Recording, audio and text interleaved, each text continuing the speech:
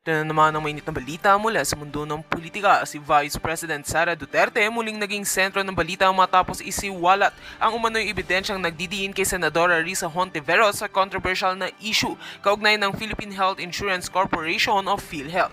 Ayon kay VP Sara, hindi na raw dapat palagpasin ng tila paulit-ulit na irregularidad sa ahensya at ngayon ay may hawak na raw siyang dokumentong magpapatunay ng kapabayaan o posibleng pakikialam ng senadora. Sa isang press conference na ginanap kaninang umaga, ipinakita ni VP Sara Duterte ang ilang dokumentong sinasabing naglalaman ng anomalya sa paggamit ng pondo ng PhilHealth.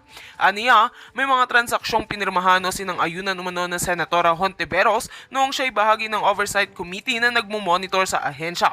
Inihalin tulad ito ni VP Sara sa kalokalokohang politikal na nagpapahirap sa mamamayang umaasa sa serbisyong medikal. Ayon sa kampo ni VP Sara, matagal na raw nilang minamanmanan ng galaw ng PhilHealth at ngayon lang nila ito inilabas upang magbigay linaw sa publiko. Samantala, mabilis namang pinabulaanan ng Senator Risa Hontiveros ang mga aligasyon at sinabing ito raw ay isang diversion tactic upang ilihis ang isyu mula sa ibang mas mahalagang usapin. Iginit niyang bukas siya sa anumang investigasyon at handang harapin ito ng may buong tapang. Habang umiinit ang sagutan sa pagitan ni VP Sara at Senator Risa Hontiveros, nakatutok ang taong bayan sa magiging susunod na hakbang. Magkakaroon ba ng opisyal na investigasyon at kung may katotohanan nga sa mga aligasyon, ano ang magiging epekto nito sa hinaharap ng PhilHealth? At yan nga ang mga balitang ating pagkakatutukan at kung bago ka pa lamang sa aking channel ay huwag kakalimutang mag-like, share and subscribe para updated ka sa aming mga bagong balita dito sa Tatak Pinas.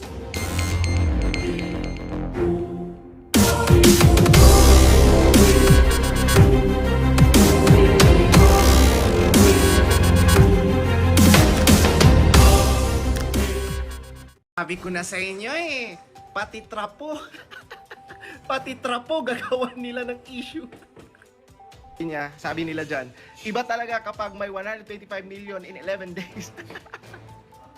Look, Vice President and Education Secretary Sara Duterte shows their LV kitchen rugs in a video posted on her official TikTok account. Diyos ko. Kaya nga tawang-tawa si VP Inday Sara sa video kasi peke naman yan, di ba? Hindi naman yan totoo. So of course, di ba? Kumbaga, kasiyahan lang na makakita ka ng basahang LB. Tapos itong mga hinayupak na to, ang lungkot-lungkot naman ang buhay nyo. Diyos ko. Pati basahan, i-issue nyo. Sa bagay, wala naman na kasi talaga kayong mababato kay VP Inday So, pati basahan, pag diskitahan nyo. Huwag po kayong mag-alala. Hindi totoong LB yan, mga bobo. Tindigan si House Speaker Martin Romualdez na ekonomiya at hindi Talaga lang, ha? Di ba? Kung hindi pa kayo pinutakti ng mga tao, hindi kayo magpapaliwanag na para sa ekonomiya pala yan.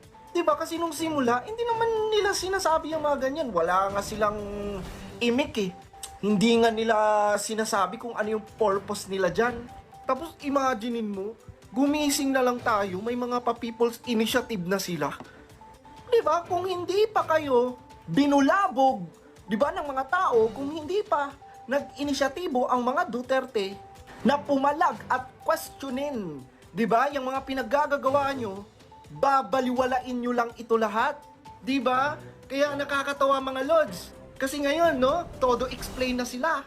Dapat nung simula pa lang, pinaliwanag nyo. Hindi yung simula pa lang, under the table na kayo, mali na yung simula nyo Papaano magko-cooperate ang mga tao kung binabayaran nyo kapalit ang pirma? So ano pong pag-uusapan natin ngayon? Siyempre, tukol pa rin sa vigil, no? Prayer vigil sa PI. Tumawag po sa akin yung isang reporter. At ang tanong, ano ba, Spokes? Ano ba nangyari talaga? Ito ba'y tutol lamang sa PI o ito ba ho ay tutol kay Presidente Marcos? Alam niyo, naging sagot ko, malinaw naman po naging talumpati ni PRRD kahapon. No? Hindi siya tutol sa PI. Kung yan ay sasang-ayunan ng taong bayan, hindi siya tututol. Pero tututol lamang siya kung ang PI ay magpapahaba ng termino ng nakaupong presidente. Doon talaga, sabi niya, kinakailangan you have to reckon with my objection. So ayaw niyang gagamitin ng PI para pamamaraan na mapahaba ang termino ng mga nakaupo na sa pwesto ngayon. Dahil alam naman natin, yung tatay ni PBBM, para nga manatili sa posisyon ng 20 plus years, binuwag ang ating saligang batas na 1973 Constitution at talaga namang sinarado ang Kongreso at talagang naging isang diktador. No?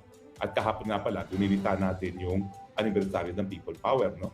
Hindi na po natin mabubura yung People Power Revolution. Yan po ay kasaysayan na. Yan po ang mangyayari kung ang taong bayan ay napupuno na dahil ang gobyerno, imbis na manilbihan sa taong bayan, nagpapasasa lang at nagpapayaman. Kaya kayong mga nasa Malacanang, huwag kayong makakalimot sa kasaysayan kapag kayo naging full-time na puro kayamanan na lang ang inaatupag, hindi po malayo na baka maulit muli ang EDSA. Dahil ang taong bayan, meron pong hangganan ang pasensya. So balik po tayo sa tanong ng reporter, ano ba ang totoong intensyon ng mga prayer vigils sa PI?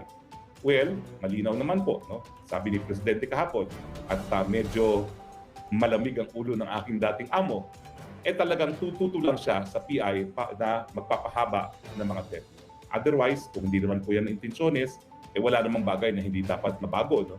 Talaga ipokonsidero niya na po pwedeng mabago ang saligang batas kung ganyan. Pero, ang tanong ng susunod ng reporter, ano ba tingin nyo dito sa PI? Ipatutuloy pa ba yan? Ngayong meron ng parang nagkaroon ng kasunduan ng Senado at ang Kamara.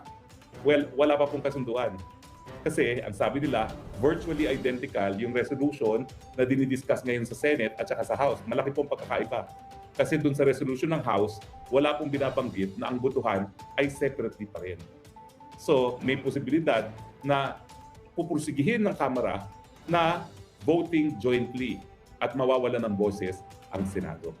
Tingin ko po yan ang deal breaker dahil hindi naman papayag ang Senado na walang specific language na voting separately kasi nga po 24 lang ang senador at 380 naman po mga kongresista kapag nagkaroon ng joint voting. Wala pong kalaban-laban talaga ang mga senador. So anong sabi ko doon sa reporter? Sabi ko, doomed po yan. Yan po'y hindi lilipad. Dahil sa mulat-mula, hindi naman po papayag ang mga taga-Kamara de Representante na hindi nila makuha ang gusto nila. Talagang sinasabi lang nila economic provisions. Pero dahil siya nagpipilit pa rin sa joint voting, kapag yan po ay nasunod, lahat ng gusto nilang baguhin, kasama na yung sistema ng gobyerno na maging parliament para yung isang hindi nga manalo na presidente ay mananalo bilang prime minister, yung term limits, lahat po yan ipapasok na nila dyan. At miski tumutol pa ang mga senador dahil joint voting, wala pong magagawa ang senador. Pansinin din niyo po na wala pong sinasabi sa PBBM na itigil na yung pirma na yan. In fact, ang huling binigkas niyang mga salita, siya ay pabor sa charter change pagdating sa economic provisions. Ito nga po ay bumalentong siya doon sa posisyon niya exactly 1 year ago na sinasabi niya na hindi niya kinakailangan ng charter change ng economic provisions para magpatuloy ang pag-unlad ng Pilipinas. 1 taon lang po ang nakalipas, bumalentong na. So anong basa ng mga kongresista dyan? Abay, ang basa ng kongresista dyan, baka merong basbas nga po ang PBBM doon sa pamamaraan na isinusulong nila ang charter change. Doon sa pamimigay ng pera para sa lagda ng mga butante at doon sa panlilinlang paggamit ng mga ayuda at ngayon itong akap na mukhang 26.7 gagamitin doon sa mga kongresista para makuha nga yung 3% per district.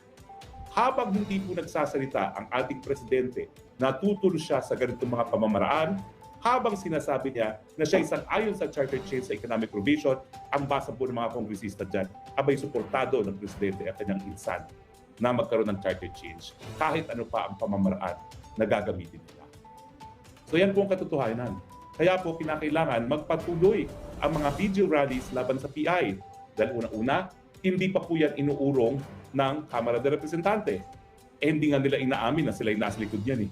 Nahuhuli lang sila sa pamamagitan ng mga pictures, di ba? O ngayon, dati wala talaga sila kinalaman. Naglumabas ang picture, facilitators lang daw sila. Pero inaamin naman ng mga onyate na nasa likod ng pirma na importante talaga ang papel ng Kamara kasi hindi nila makukuha yung 3% for legislative districts kung hindi talaga gagalaw ang mga kongresista. At dyan nga po lumabas yung baho ng akap kasi parang yan ang gagawin nilang incentive sa mga kongresista. 26.7 billion para makakalap ng 3% or district.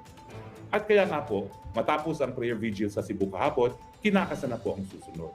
Hindi ko pa po pwede kung saan sabihin kung saan ang susunod, pero meron na pong mga 1, 2, 3, 4, 5, 6, 7 pa na mga syudad na nag-uunahan para mag-host ng susunod na rally, prayer vigil laban sa PI. In other words, ang sagot ko po doon sa reporter, ito po ngayon ay tutol lamang sa PI. Pero siyempre po, dahil ang motibasyon ng PI ay para, pahabain ang termino, para mabaliwala ang transparency, mabaliwala ang accountability, paggamit ng kaban ng bayan para kumalab ng mga dagda, paggamit ng mga programa ng gobyerno para linlangin yung mga tao na pumirma. Hindi lang po ito laban sa PI, ito rin po ay tinataguyod ang transparency, ang accountability, at ang peace and order. Dahil alam niyo naman, yan lang ang pinangako ng ating dating Presidente Rodrigo Roa Duterte, no? Nalalabanan ng krimen, lalong-lalo na ang droga. Siyempre po, ang isang hindi pinagkakasunduan ngayon ni Vice President Sara at ni PBBM ay yung peace talks na, alam naman natin, sinabi na ni Presidente na pulbos na raw ang hanay ng mga teroristang CPP-NPA, and yet, bakit ka makikipag-usap ng kapayapaan una-una sa mga terorista na sabi mo ay pulbos na? Di ba kapag pulbos na, bakit pa kinakailangan makipag-usap tungkol sa kapayapaan?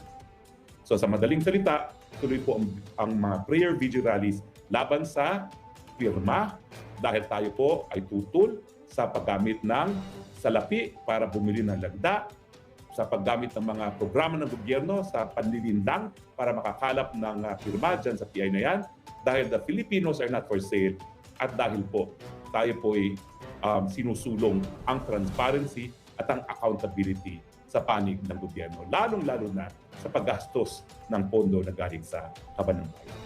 So asahan niyo po ha, tuloy-tuloy po itong prayer vigil rallies neto at excited po ako sa susunod na location. Magugulat kayo, mawiwindang kayo kung malaman nyo kung saan ang susunod na prayer vigil rally. Papasukin po namin ang mga lugar ng mga kalaban. Okay, agree ba kayo? Disagree? Tingnan natin ang mga punto de vista ng ating mga viewers. Si Melds Morandarte at Atty. Spox, maraming salamat sa malasakit mo sa ating bayan. Salamat din sa patuloy mong pagsuporta sa ating mahal na Tatay Digong. Medyo cool po si Tatay Digong, no?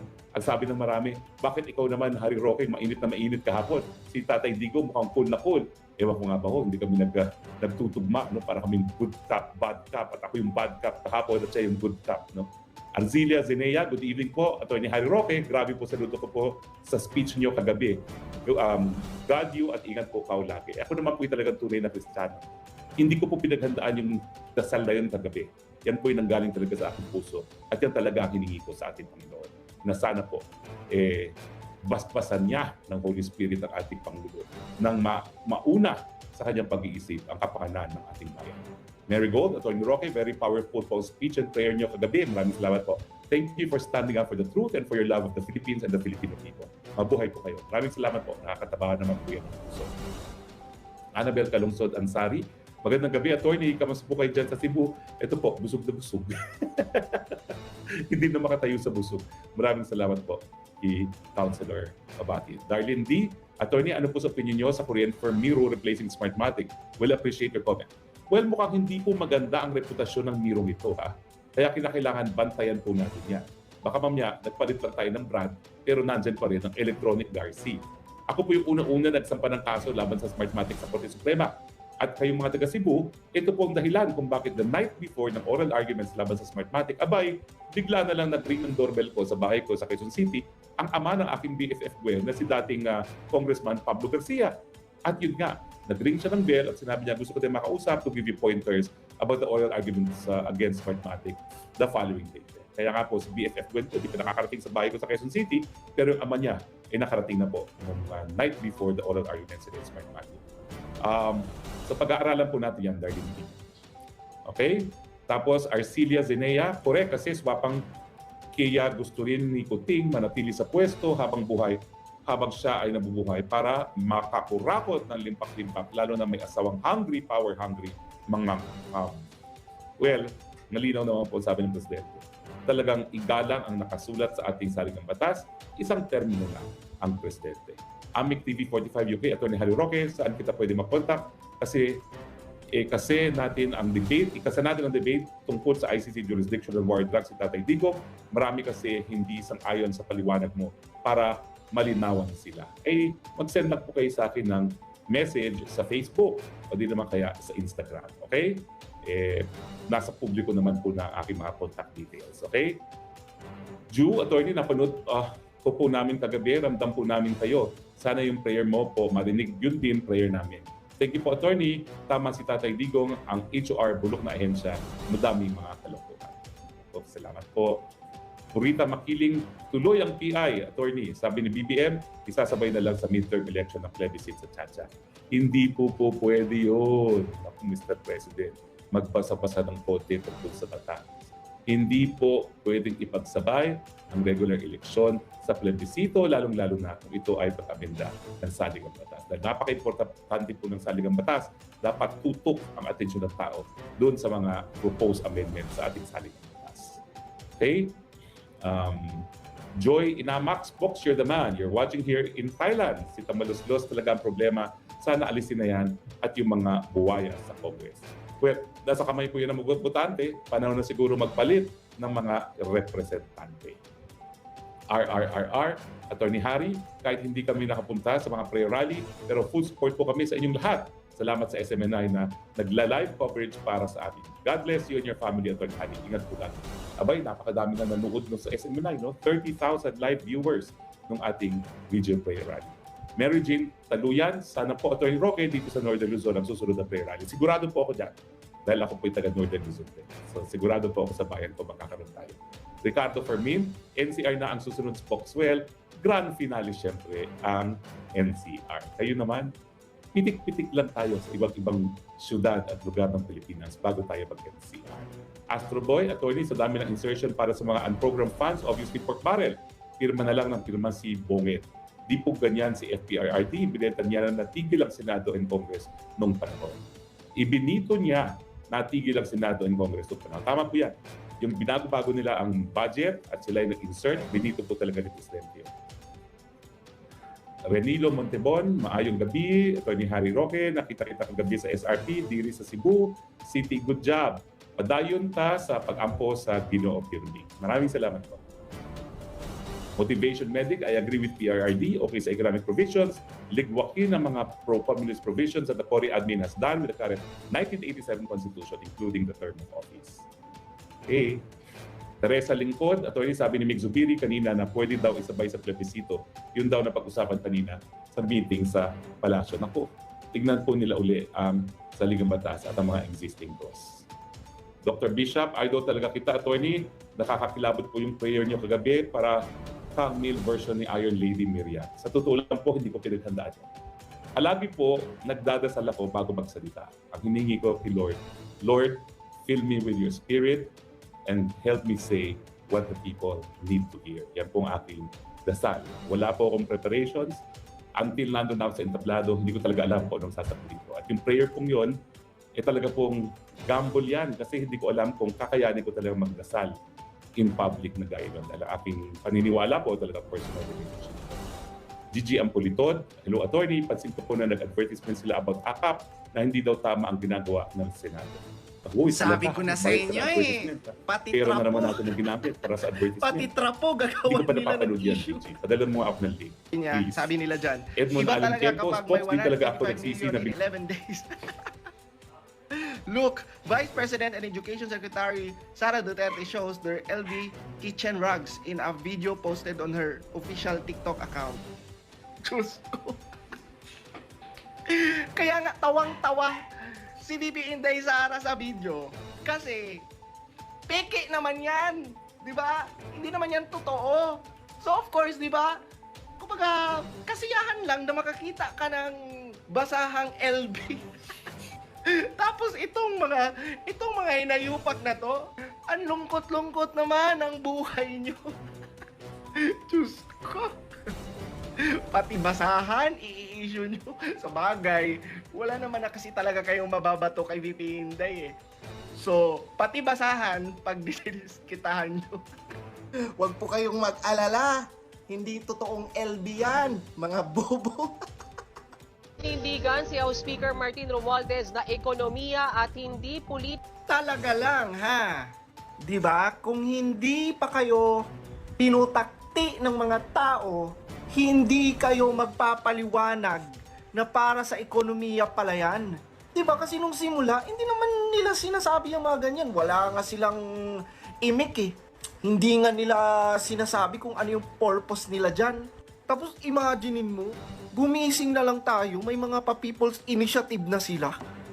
'Di ba? Kung hindi pa kayo binulabog, 'di ba, ng mga tao, kung hindi pa nag-inisyatibo ang mga Duterte na pumalag at questionin, 'di ba, yung mga pinaggagawa nyo, babaliwalain nyo lang ito lahat. 'Di ba? Kaya nakakatawa mga lods. Kasi ngayon, no, todo explain na sila. Dapat nung simula pa lang, pinaliwanag nyo. Hindi yung simula pa lang, under the table na kayo, mali na yung simula nyo eh. Papaano magko-cooperate ang mga tao kung binabayaran nyo kapalit ang pirma? So ano pong pag-uusapan natin ngayon? Siyempre, tukol pa rin sa vigil, no? Prayer vigil sa PI. Tumawag po sa akin yung isang reporter. At ang tanong, ano ba, Spokes? Ano ba nangyari talaga? Ito ba'y tutol lamang sa PI o ito ba ho ay tutol kay Presidente Marcos? Alam niyo, naging sagot ko, malinaw naman po naging talumpati ni PRRD kahapon. No? Hindi siya tutol sa PI. Kung yan ay sasang-ayunan ng taong bayan, hindi siya tututol. Pero tututol lamang siya kung ang PI ay magpapahaba ng termino ng nakaupong presidente. Doon talaga, sabi niya, kinakailangan you have to reckon with my objection. So ayaw niyang gagamitin ng PI para pamamaraan na mapahaba ang termino ng mga nakaupo na sa pwesto ngayon. Dahil alam naman natin, yung tatay ni PBBM, para nga manatili sa posisyon ng 20 plus years, binuwag ang ating saligang batas na 1973 Constitution at talaga namang sinarado ang Kongreso at talagang naging isang diktador. No?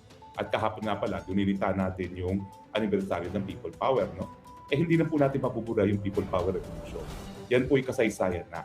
Yan po ang mangyayari kung ang taong bayan ay napupuno na dahil ang gobyerno, imbis na manilbihan sa taong bayan, nagpapasasa lang at nagpapayaman. Kaya kayong mga nasa Malacanang, huwag kayong makakalimot sa kasaysayan kapag kayo naging full-time na puro kayamanan na lang ang inaatupag, hindi po malayo na baka maulit muli ang EDSA. Dahil ang taong bayan, meron pong hangganan ang pasensya. So balik po tayo sa tanong ng reporter. Ano ba ang totoong intensyon ng mga prayer vigils sa PI?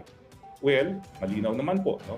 Sabi ni Presidente kahapon, at medyo malamig ang ulo ng aking dating amo, talagang tututo lang siya sa PI na magpapahaba ng mga termino. Otherwise, kung hindi naman po yan ang intensyones, wala namang bagay na hindi dapat mabago. No?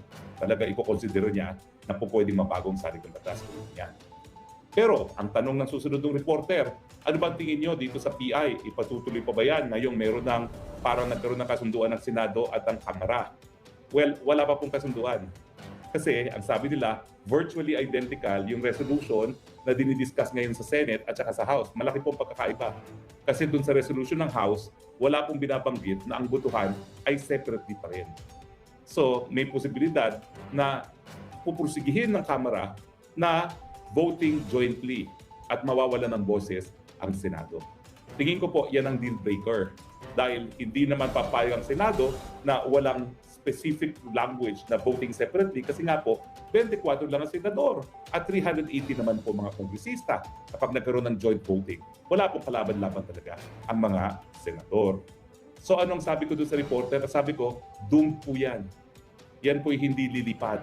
Dahil sa mulat-mula, hindi naman po papayag ang mga taga-Kamara ng Representante na hindi nila makuha ang gusto nila. Talagang sinasabi lang nila economic provisions.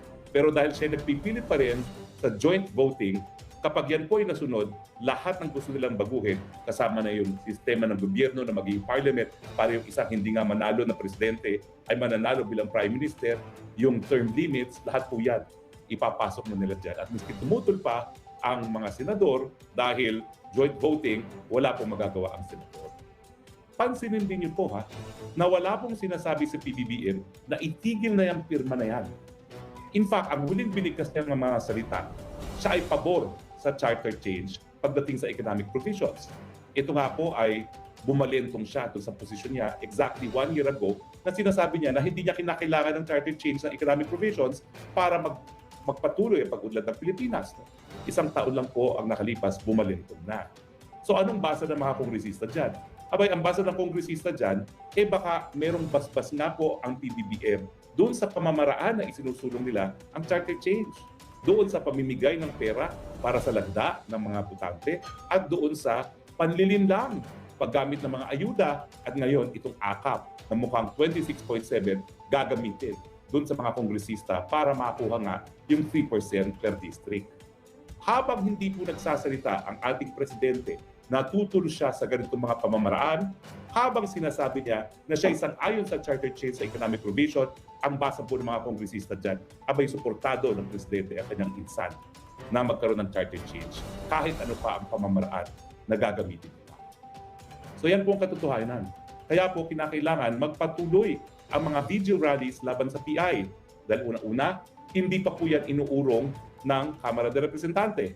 Hindi nga nila inaamin na sila yung nasa likod niyan eh. Nahuhuli lang sila sa pamamagitan ng mga pictures, di ba? O ngayon, dati wala talaga sila kinalaman. Naglumabas ang picture, facilitators lang daw sila. Pero inaamin naman ng mga onyate na nasa likod ng pirma na importante talaga ang papel ng Kamara kasi hindi nila makukuha yung 3% for legislative districts kung hindi talaga gagalaw ang mga kongresista. At dyan nga po lumabas yung baho ng akap kasi parang yan ang gagawin nilang incentive sa mga kongresista. 26.7 billion para makakalap ng 3% per district. At kaya nga po, matapos ang prayer vigil sa Cebu kahapon, kinakasa na po ang susunod. Hindi ko pa po pwede kung saan sabihin kung saan ang susunod, pero meron na pong mga 1, 2, 3, 4, 5, 6, 7 pa na mga syudad na nag-uunahan para mag-host ng susunod na rally, prayer vigil laban sa PI. In other words, ang sagot ko po doon sa reporter, ito po ngayon ay tutol lamang sa PI.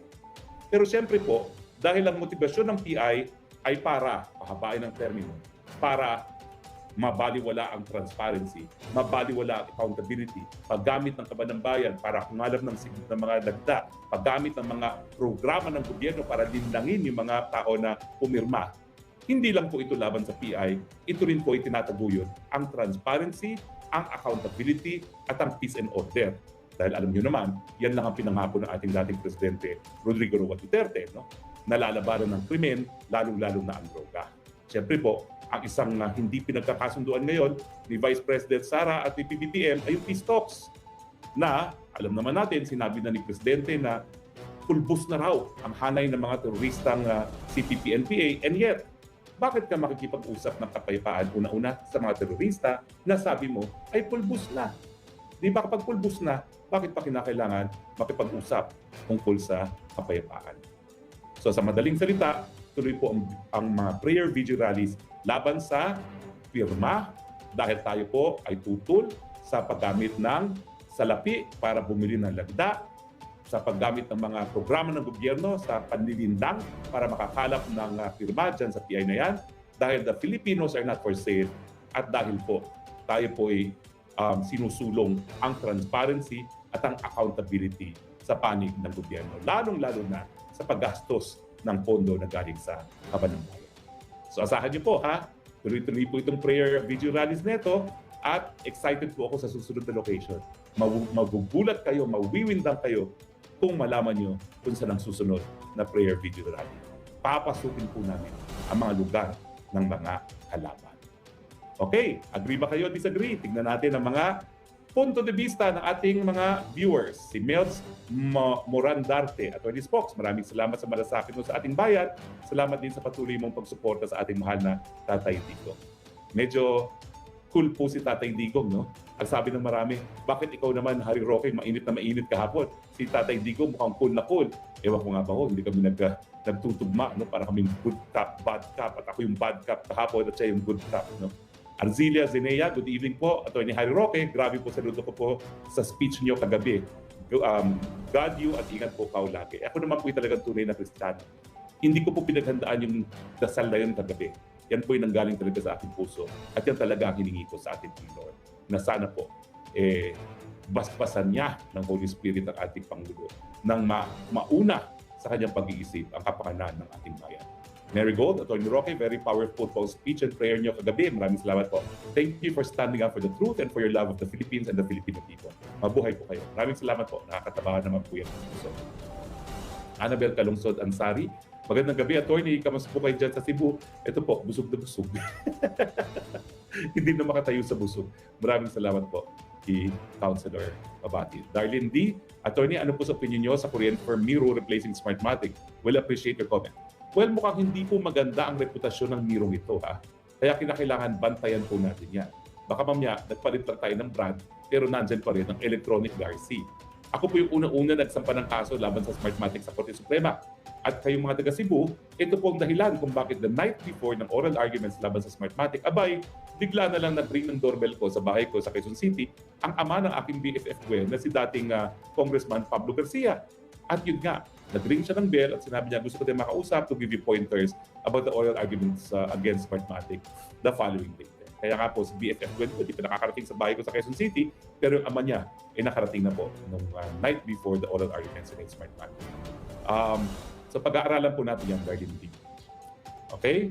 Tapos Arcilia Zenea, correct, kasi swapang kaya gusto rin ni Kuting manatili sa pwesto habang siya ay nabubuhay para makakurakot ng limpak-limpak, lalo na may asawang hungry, power-hungry, well, nalinaw naman po sabi ng Presidente. Talagang igalang ang nakasulat sa ating saligang batas, isang termino lang ang Presidente. Amic TV 45 UK, Atty. Harry Roque, saan kita pwede mag-contact? Kasi natin ang debate, tungkol sa ICC jurisdiction ng war drugs si Tatay Digong. Marami kasi hindi sang-ayon sa paliwanag mo para malinawan sila. Mag-send lang po kayo sa akin ng message sa Facebook o di naman kaya sa Instagram. Okay? Nasa publiko naman po na aking mga contact details. Okay? Ju, attorney, napanood ko po namin kagabi, ramdam po namin kayo. Sana yung prayer mo po marinig, yun din prayer namin. Thank you po, attorney. Tama si Tatay Digong, ang HOR bulok na ahensya, madaming mga kalokohan. So, salamat po. Purita Makiling, tuloy ang PI, attorney. Sabi ni BBM, isasabay na lang sa midterm election ng plebiscite sa Chacha. Hindi po pwede yun, Mr. President. Magpasa-pasa ng kote tungkol sa batas. Hindi po pwedeng ipagsabay ang regular eleksyon sa plebisito, lalong-lalo na kung ito ay pag-amenda ng saligang batas. Dahil napaka-importante po ng saligang batas, dapat tutok ang atensyon ng tao doon sa mga proposed amendments sa ating saligang batas. Okay? Joy Inamax, Box, you're the man. You're watching here in Thailand. Si Tamaluslos talaga ang problema. Sana alisin na yan at yung mga buwaya sa Congress.